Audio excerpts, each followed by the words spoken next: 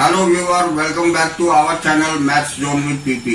मैं संजीव कुमार आज आपको क्लास 12 की अर्थशास्त्र बुक 2 की चैप्टर 3 जो हमारी राष्ट्रीय आय तथा संबंधित समुच्चय है उसकी डिटेल जानकारी देता हूँ और उससे संबंधित जितने भी इम्पोर्टेंट पॉइंट्स होंगे उसकी भी जानकारी दूंगा। तो आइए स्टार्ट होते हैं। अब आज मैं आपको इको बुक 2 की चैप्टर 3 जो हमारी राष्ट्रीय आय तथा संबंधित समुच्चय है जिसे हम national income and related aggregates कहते हैं, तो इसकी डिटेल जानकारी देता हूँ। तो आइए स्टार्ट होते हैं। अब सबसे पहले अध्याय का स्वरूप देखेंगे। तो अध्याय का स्वरूप के अंतर्गत इस अध्याय में कितने टॉपिक हैं और कितने पॉइंट्स हैं उसके अंतर्गत इसकी डिटेल जानकारी ले। तो इसमें पहला टॉपिक है हमारी राष्ट्रीय आय की अवधारणा। इसके अंतर्गत 4 मुख्य पॉइंट्स हैं।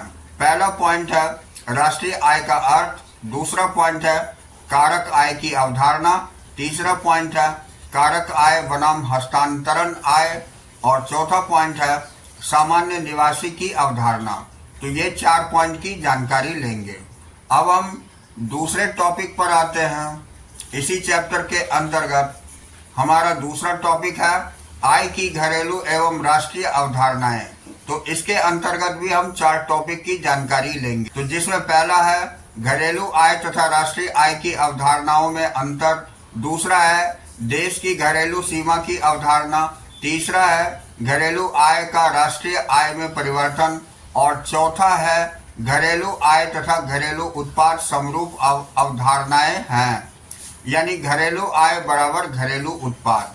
तो ये चारों टॉपिक की जानकारी प्राप्त करेंगे हम पॉइंट 2 के अंतर्गत, यानी टॉपिक 2 के अंतर्गत। अब आइए हम तीसरी टॉपिक देखते हैं। तो तीसरी टॉपिक हमारी घरेलू उत्पाद की सकल तथा शुद्ध अवधारणाएं हैं। इसके अंतर्गत जो पॉइंट्स की जानकारी लेंगे वो मूल्यह्रास को समझना, क्योंकि यह दोनों समुच्चय के मध्य अंतर का कारण है। अब चौथा टॉपिक हमारी बाजार कीमत पर तथा कारक लागत पर घरेलू उत्पाद है। इसके अंतर्गत पॉइंट्स हमारी शुद्ध अप्रत्यक्ष कर यानी NIT के विषय को समझना, क्योंकि यह दोनों समुच्चयों के मध्य अंतर का कारण है। इसके बाद हम 5वां टॉपिक देखेंगे। तो 5वें टॉपिक के अंतर्गत जो कि हमारी राष्ट्रीय आय से संबंधित समुच्चय है, तो इसके अंतर्गत जो पॉइंट्स पढ़ेंगे तो इसके अंतर्गत हम निम्न टॉपिक की जानकारी लेंगे। तो निम्नलिखित समुच्चयों का संक्षिप्त विवरण पढ़ेंगे, यानी सबसे पहला GDP MP पढ़ेंगे, दूसरा GDP FC पढ़ेंगे, उसके बाद NDP MP पढ़ेंगे और NDP FC पढ़ेंगे, GNP MP पढ़ेंगे और GNP FC पढ़ेंगे। नेक्स्ट है NNP MP और इसके अगला NNP FC पढ़े। तो यहाँ पर MP का मतलब मार्केट प्राइस है और FC मतलब फैक्टर कॉस्ट है। तो ये GDP MP और GDP FC, तो इन सभी के बारे में डिटेल जानकारी हम चैप्टर के अंतर्गत लेंगे। यानी अगली पॉइंट हम पढ़ेंगे समुच्चयों के परिवर्तन में शामिल चरण। अब नेक्स्ट टॉपिक हमारी मौद्रिक तथा वास्तविक GDP है। इसके अंतर्गत 3 पॉइंट पढ़ेंगे। तो पहला पॉइंट मौद्रिक GDP की अवधारणा है, दूसरा पॉइंट वास्तविक GDP की अवधारणा है और तीसरी पॉइंट हमारी मौद्रिक GDP का वास्तविक GDP में परिवर्तन है। लास्ट टॉपिक जो हमारी है वो GDP तथा कल्याण है। इसके अंतर्गत जो पॉइंट पढ़ेंगे वो है कल्याण के सूचकांक के रूप में GDP की सीमाएं। तो इतनी सारी टॉपिक्स और इतने सारे पॉइंट्स की जानकारी हम इस चैप्टर में लेंगे। तो आइए अब इसे डिटेल से देखते हैं। तो इसमें हमारा पहली टॉपिक है राष्ट्रीय आय की अवधारणा, जिसे हम कंसेप्ट ऑफ नेशनल इनकम बोलते हैं। उसके अंतर्गत पहला पॉइंट राष्ट्रीय आय का अर्थ यानी मीनिंग ऑफ नेशनल इनकम देखते हैं। तो आइए इसे जानते हैं। राष्ट्रीय आय एक लेखा वर्ष की अवधि के दौरान एक देश के सामान्य निवासियों यानी नॉर्मल रेसिडेंट्स द्वारा अर्जित कारक आय अपनी कारक सेवाओं को देने के बदले प्राप्त पुरस्कार का कुल जोड़ है। राष्ट्रीय आय की यह परिभाषा 2 महत्वपूर्ण बिंदु व्यक्त करती है। पहली है राष्ट्रीय आय में केवल कारक आय यानी फैक्टर इनकम को सम्मिलित किया जाता है। तथा दूसरी पॉइंट है, राष्ट्रीय आय में केवल एक देश के सामान्य निवासियों नॉर्मल रेसिडेंट्स की आय को सम्मिलित किया जाता है। अब आइए हम पहला कारक आय और दूसरा सामान्य निवासियों की अवधारणाओं को गहराई से समझे। हम नेक्स्ट पॉइंट देखते हैं, कारक आय की अवधारणा, जिसे हम कंसेप्ट ऑफ फैक्टर इनकम बोलते हैं। तो इसमें पहली पॉइंट, कारक आय उत्पादक इकाइयों यानी फर्मों द्वारा परिवार उत्पादक के कारकों के स्वामी को उनकी कारक सेवाएं यानी फैक्टर सर्विसेज उपयोग करने के बदले में किया गया भुगतान है। यानी दूसरी पॉइंट है, कारक आय या कारक भुगतानों को विस्तृत रूप से निम्न प्रकार से वर्गीकृत किया जाता है, जिसमें हम पहला देखेंगे कर्मचारियों का पारिश्रमिक यानी कंपनसेशन एम्प्लॉइज, उत्पादक इकाइयों की कर्मचारी के रूप में अर्पित की गई अपनी सेवा के बदले में परिवारों को प्राप्त होने वाली प्राप्तियां हैं। दूसरा है लगान या किराया, जिसे रेंट बोलते हैं। तो परिवारों द्वारा उनकी भूमि का उत्पादक इकाइयों द्वारा उपयोग करने के बदले में प्राप्त होने वाली प्राप्तियां हैं। तीसरा होता है ब्याज, जिसे इंटरेस्ट बोलते हैं। तो परिवारों द्वारा उनकी पूंजी का उत्पादक इकाइयों द्वारा उपयोग करने के बदले में प्राप्त होने वाली प्राप्तियां। और चौथा है लाभ, जिसे हम प्रॉफिट बोलते हैं। तो परिवारों द्वारा उनके उद्यमशील कौशल का उत्पादक इकाइयों द्वारा उपयोग करने के बदले में प्राप्त होने वाली प्राप्तियां। अब नेक्स्ट पॉइंट देखेंगे, तो राष्ट्रीय आय का अनुमान लगाने के लिए हम केवल इन्हीं चार कारकों की कारक आय यानी कारक भुगतानों को सम्मिलित करते हैं। अब हम नेक्स्ट पॉइंट, कारक आय हस्तांतरण आय से भिन्न है, इसकी जानकारी लेंगे। Factor incomes are different from transfer income भी बोलते हैं। तो आइए इसकी जानकारी लेते हैं।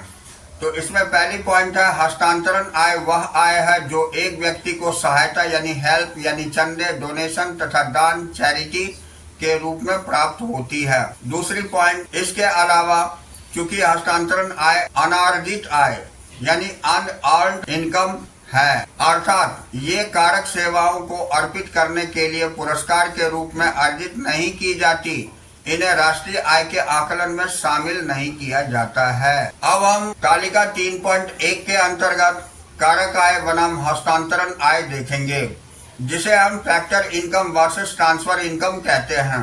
तो इसमें पहले हम परिभाषा देखेंगे। तो कारक आय के अंतर्गत इससे अभिप्राय उत्पादकों द्वारा परिवारों को उनकी कारक सेवाएं उपयोग करने के बदले में किया गया भुगतान है। अब हस्तांतरण आय के अंतर्गत इससे अभिप्राय उस आय से है जो एक व्यक्ति को सहायता, चंदे या दान के रूप में प्राप्त होती है। अब दूसरी प्रकृति देखेंगे, जिसे हम नेचर बोलते हैं। कारक आय सेवाएं अर्पित करने के लिए पुरस्कार के रूप में अर्जित की जाती है, जबकि हस्तांतरण आय के अंतर्गत ये कारक सेवाएं अर्पित करने के लिए पुरस्कार के रूप में अर्जित नहीं की जाती, यह बिना प्रतिफल के किया गया एक तरफा भुगतान है। अब तीसरी पॉइंट हम अवधारणा देखेंगे। तो अवधारणा यानी कि कंसेप्ट, तो यह द्विपक्षीय दो तरफा भुगतान है कारक आय, जिसमें लेन देन के परस्पर लाभ शामिल होता है। हस्तांतरण आय के अंतर्गत यह बिना प्रतिफल के किया गया एक तरफा भुगतान है। अब चौथी पॉइंट हम देखेंगे, राष्ट्रीय आय का घटक, जिसे हम कंपोनेंट ऑफ नेशनल इनकम बोलते हैं। तो कारक आय के अंतर्गत इन्हें राष्ट्रीय आय में शामिल किया जाता है, जबकि हस्तांतरण आय के अंतर्गत इन्हें राष्ट्रीय आय में शामिल नहीं किया जाता है। अब उदाहरण हम देखेंगे, एग्जाम्पल्स। तो कारक आय के लगान, किराया, मजदूरी, ब्याज और लाभ होते हैं, जबकि हस्तांतरण आय में उपहार, दान, चंदा इत्यादि आते हैं। अब हम महत्वपूर्ण अवधारणाएं देखेंगे, जिसे हम इम्पोर्टेंट कॉन्सेप्ट्स बोलते हैं। यहाँ देखते हैं, कारक भुगतान बराबर कारक आय होती है। तो अब हम देखते हैं कि कारक भुगतान और कारक आय एक ही अवधारणा को दो अलग अलग तरीके से दर्शाते हैं, इसलिए इन्हें समानार्थक रूप से उपयोग किया जाता है। दूसरी बात है, कारक भुगतान उन भुगतानों को संदर्भित करता है जो उत्पादकों द्वारा परिवारों को उनके कारक सेवाओं के उपयोग के लिए किए जाते हैं। तीसरी बात है, दूसरी तरफ कारक आय उन आयों को संदर्भित करता है जो परिवारों द्वारा उत्पादकों को अपनी कारक सेवाएं प्रदान करने के बदले में प्राप्त होती है। तो ये हम महत्वपूर्ण अवधारणाएं देखें। अब हम अगली पॉइंट देखेंगे, सामान्य निवासी की अवधारणा, जिसे हम कंसेप्ट ऑफ नॉर्मल रेसिडेंट्स कहते हैं। तो इसके अंतर्गत एक देश के सामान्य निवासी कौन होते हैं, यानी who are the normal residents of the country. तो इसकी डिटेल जानकारी प्राप्त करेंगे।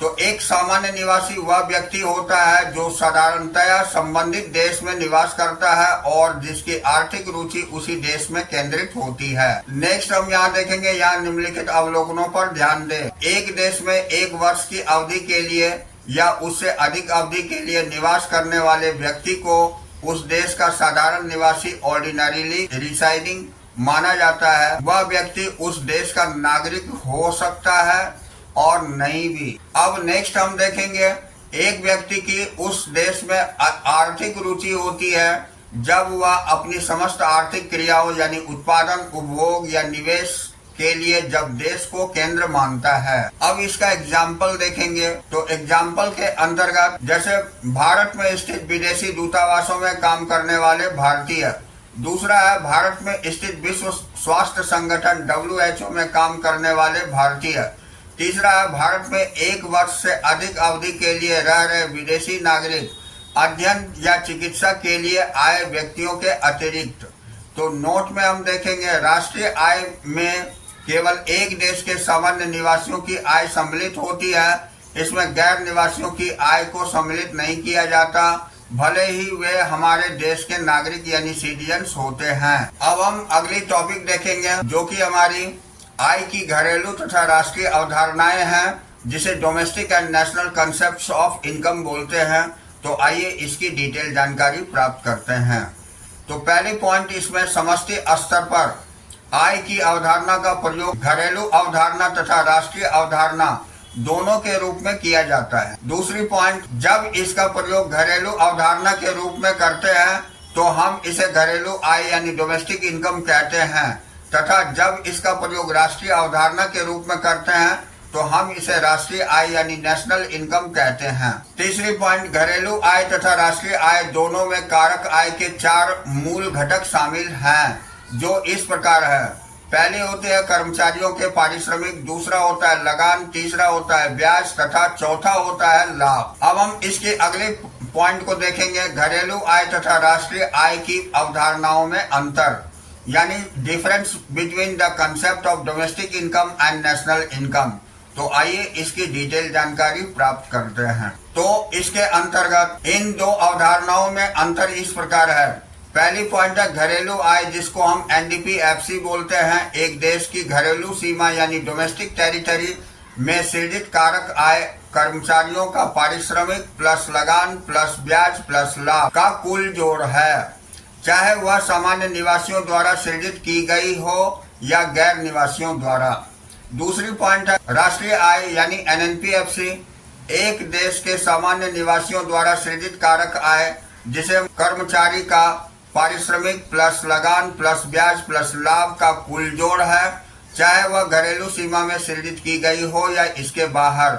यहाँ एक देश की घरेलू सीमा की अवधारणा को समझना जरूरी है, ये काफी महत्वपूर्ण है। तो आइए इसकी डिटेल जानकारी लेते हैं। अब नेक्स्ट टॉपिक है हमारी एक देश की घरेलू सीमा की अवधारणा यानी concept of domestic territory of the country. तो इसकी डिटेल जानकारी प्राप्त करते हैं। तो आम बोलचाल की भाषा में एक देश की घरेलू सीमा का अर्थ है एक राष्ट्र की राजनीतिक सीमा यानी पॉलिटिकल टेरिटरी से लिया जाता है, परंतु अर्थशास्त्र में इसका अर्थ आर्थिक सीमा यानी इकोनॉमिक टेरिटरी से है, जो राजनीतिक सीमा की तुलना में काफी अधिक विस्तृत अवधारणा है। अब दूसरी पॉइंट है संयुक्त राष्ट्र के अनुसार आर्थिक सीमा एक सरकार द्वारा नियंत्रित की गई उस भौगोलिक यानी जियोग्राफिकल सीमा को कहते हैं जिसके अंतर्गत व्यक्ति, वस्तुएं और पूंजी स्वतंत्र रूप से परिचालित यानी सर्कुलेट होती है। यानी economic territory is the graphical territory administered by A government with in which persons, goods and capital circulate freely. ये यूनाइटेड नेशंस के द्वारा दिया गया परिभाषा है। अब उपरोक्त परिभाषा दो महत्वपूर्ण प्रश्न उठाती है। पहली है, क्या हमें इस परिचालन की स्वतंत्रता व्यक्ति, वस्तु और पूंजी की भारत में स्थित विदेशी देशों के दूतावासों में है? तो इसका उत्तर है नहीं। दूसरा क्वेश्चन, क्या हमें इस परिचालन की स्वतंत्रता व्यक्ति, वस्तु और पूंजी की विदेशों में स्थित भारतीय दूतावास में है? तो इसका उत्तर है हाँ। अब हम आगे देखते हैं। तो तदनुसार हम यह निष्कर्ष निकालते हैं कि भारत में स्थित विदेशी दूतावास भारत की घरेलू और आर्थिक सीमा का भाग नहीं है। दूसरी ओर विदेशों में स्थित भारतीय दूतावास का घरेलू आर्थिक सीमा का भाग है। अतः घरेलू सीमा शब्द को परिभाषित करते समय हमारा केंद्र बिंदु राष्ट्र की राजनीतिक सीमाओं पर नहीं होनी चाहिए। हमारा केंद्र बिंदु ऐसी भौगोलिक क्षेत्र पर होना चाहिए जहां हमारे व्यक्तियों, वस्तुओं और पूंजी का परिचालन की स्वतंत्रता प्राप्त हो। अब हम घरेलू सीमा के घटकों की जानकारी के लिए योग्यता खंड एबिलिटी जोन में देखेंगे। तो नेक्स्ट पॉइंट हमारी है घरेलू आय की राष्ट्रीय आय में परिवर्तन, जिसे हम conversion of domestic income into national income देखते हैं। तो आइए इसे हम डिटेल्स में जानते हैं। अब यहाँ हम देखेंगे, इससे पहले हम यह समझें कि घरेलू आय को राष्ट्रीय आय में कैसे परिवर्तित किया जाता है एवं इसके विपरीत भी। यह ध्यान रखना महत्वपूर्ण है कि पहली पॉइंट, हमारी घरेलू आय में गैर निवासियों द्वारा अर्जित वह कारक आय शामिल होती है जो हमारे घरेलू सीमा से प्राप्त होती है। दूसरी पॉइंट, हमारी घरेलू आय में हमारे निवासियों द्वारा अर्जित वह कारक आय शामिल नहीं होती है जो उन्हें दूसरे राष्ट्र की घरेलू सीमाओं से प्राप्त होती है।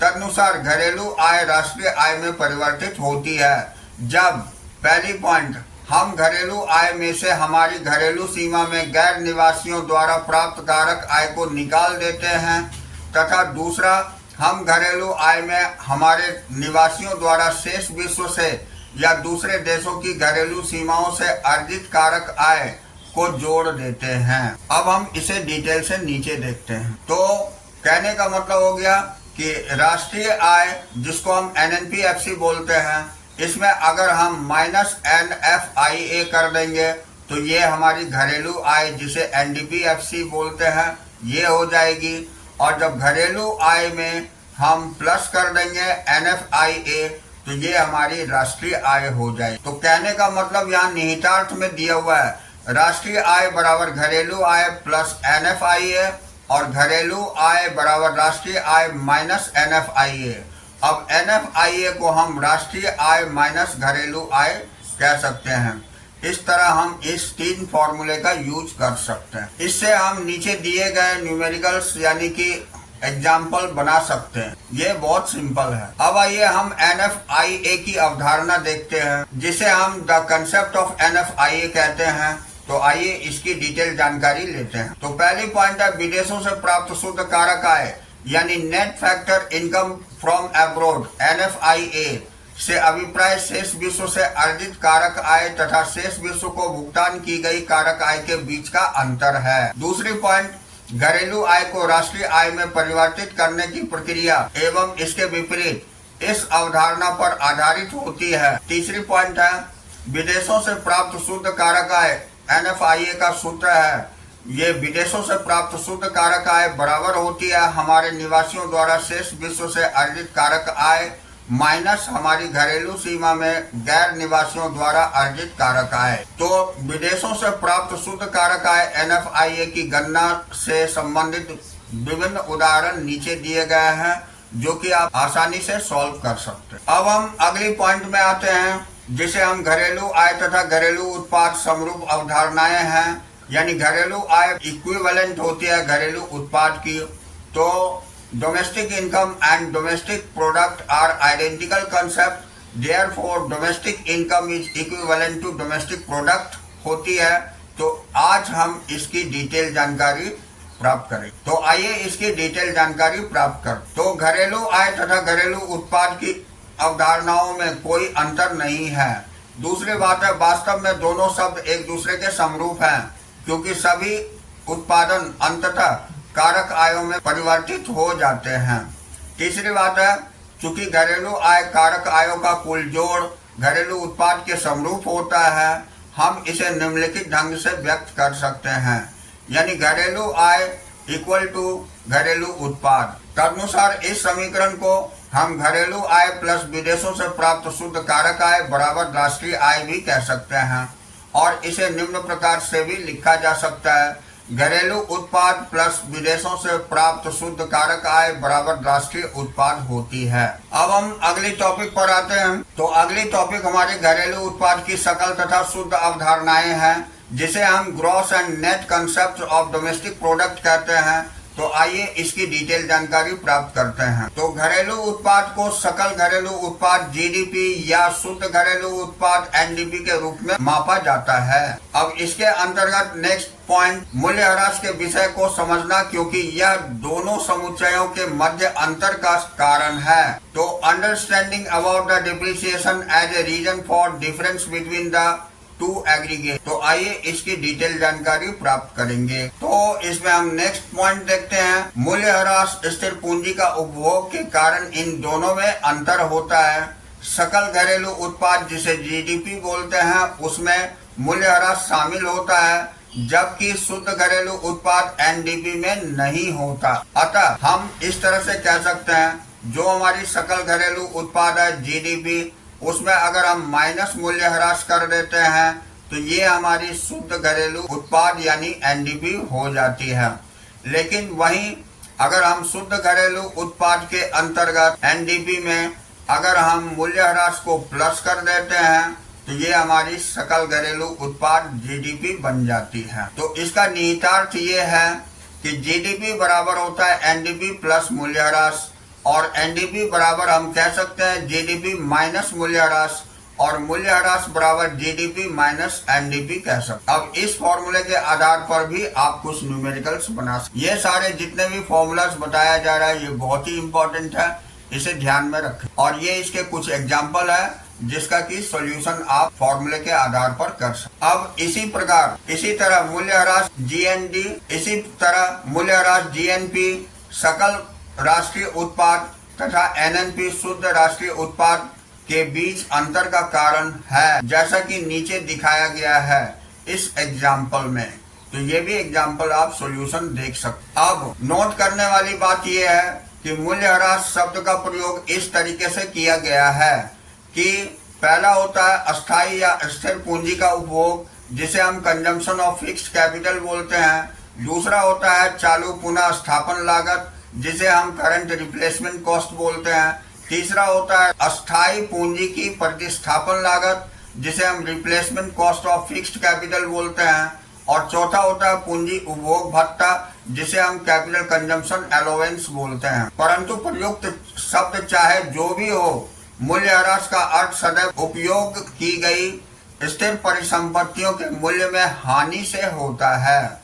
अब नीचे दिए गए उदाहरण मूल्यह्रास की गणना से जुड़ी दो स्थितियों को दर्शाते हैं जब इसे सीधे तौर पर नहीं दिया गया है। अब यहाँ मूल्यह्रास का निपटान आप देख सकते हैं, ये यहाँ न्यूमेरिकल्स बताए गए हैं जिसे आप आसानी से सॉल्व कर सकते हैं और इसमें कोई परेशानी की बात नहीं है। तो आज की क्लास हम यहीं ओवर करते हैं, अगले दिन फिर हम अगली टॉपिक से चलेंगे। So that's all for today. We will meet again on the next class.